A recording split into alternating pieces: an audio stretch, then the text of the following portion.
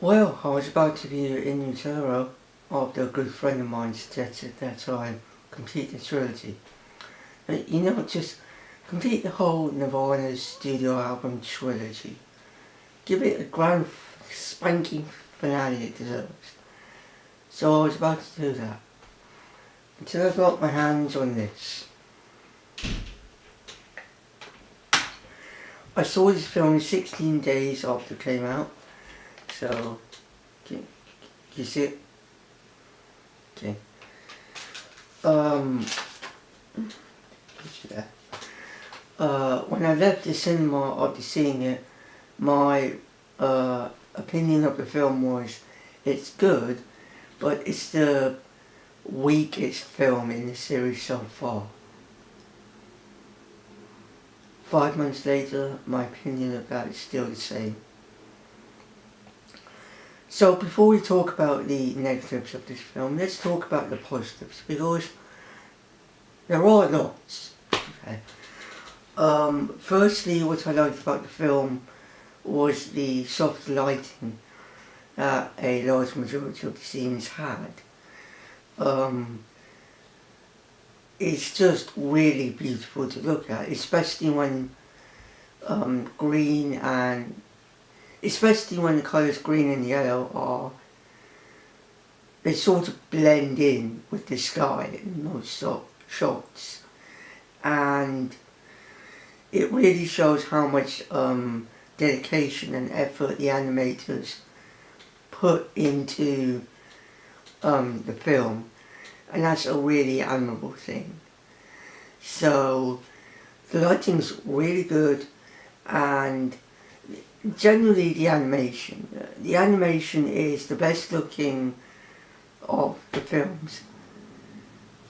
This is the best looking animation of all the films.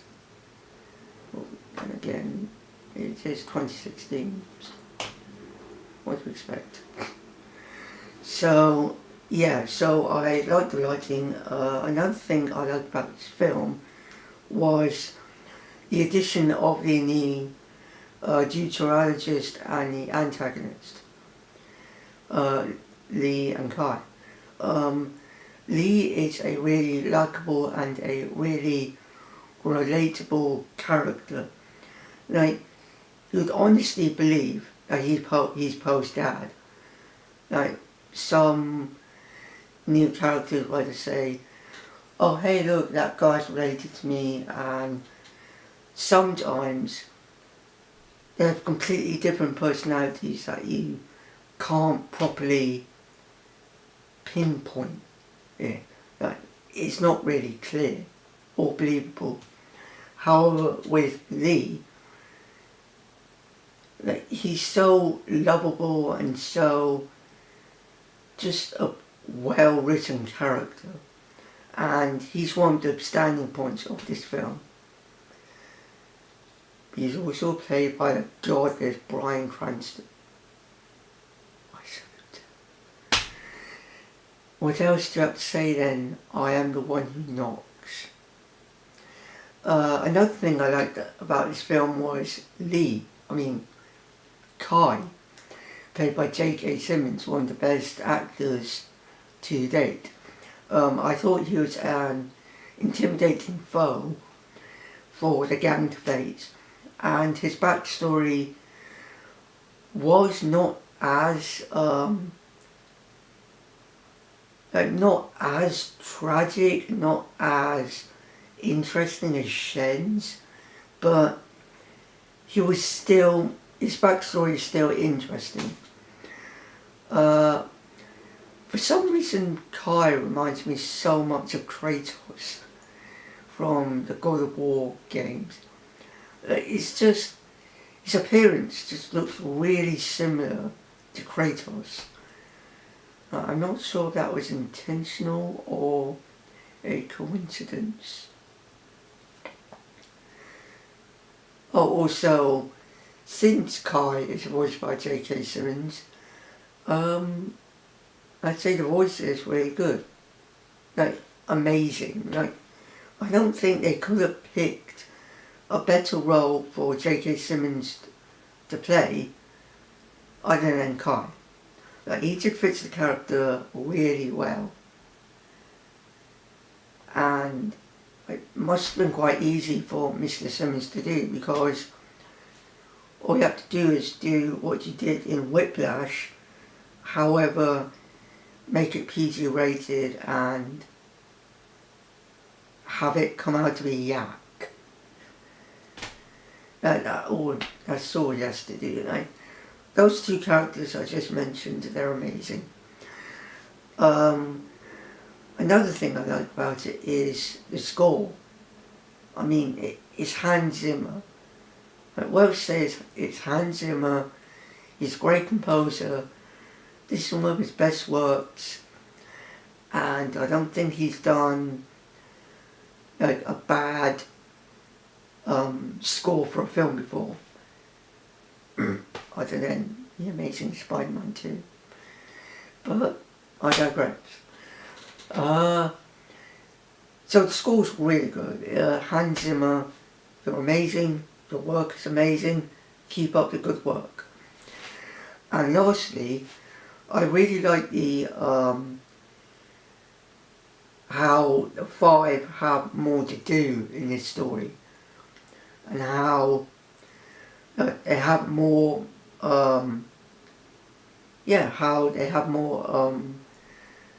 how they cooperate more to the story, and how they actually like interact with other characters, and how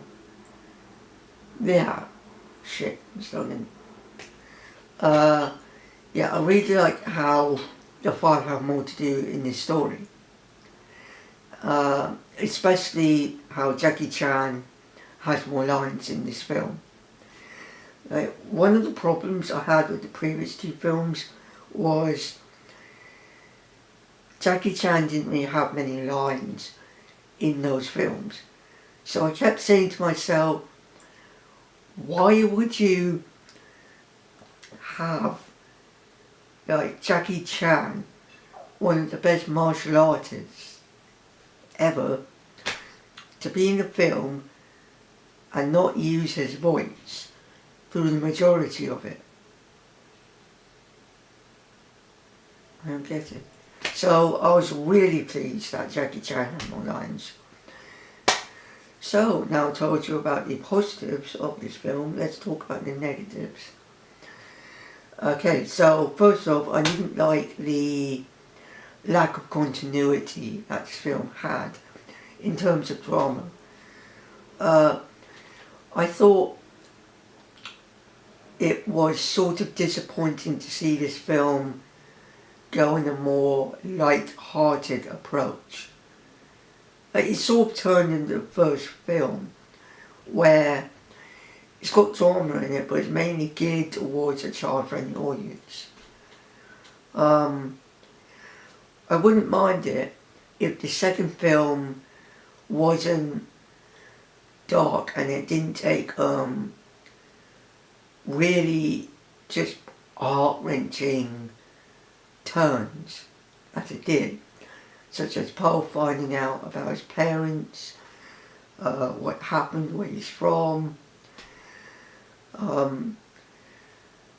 So to go from a really dark and a really adult subject matter that the second film had, and then turn the subject matter into a more light-hearted approach, I think that was sort of a betrayal that the second film was heading towards. For example, there's a scene when Lee is talking to Poe about how he basically felt about losing his son and wife 20 years ago. And when the scene's finished, this panda, I forgot what his name is, he comes over and starts hugging them, out of nowhere. That just sort of breaks the intention of the scene, because it's supposed to be heart-wrenching, and it's supposed to be just an emotional scene, like just talking about a subject matter that's really dark and just depressing, and to have it end with a panda come out of nowhere, start hugging them, I just saw a slap in the face for fans who actually want a dark third installment. So I didn't like the lack of continuity. Okay, what else didn't I like? Sorry, I've got notes there. Also, I didn't like the fact that the jokes were more gravitated towards a child-friendly audience. It's mainly geared towards slapstick now. So, the second film, the comedy in the second film was more about what the characters were saying rather than what they were doing. In this film, it's more what funny things are happening to Pearl than what he's basically saying, if that makes any sense.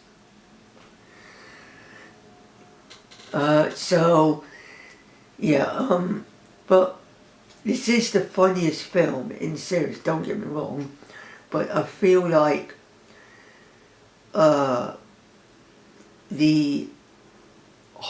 most of the majority of the film contains slapstick. Like, most of the jokes in this film, and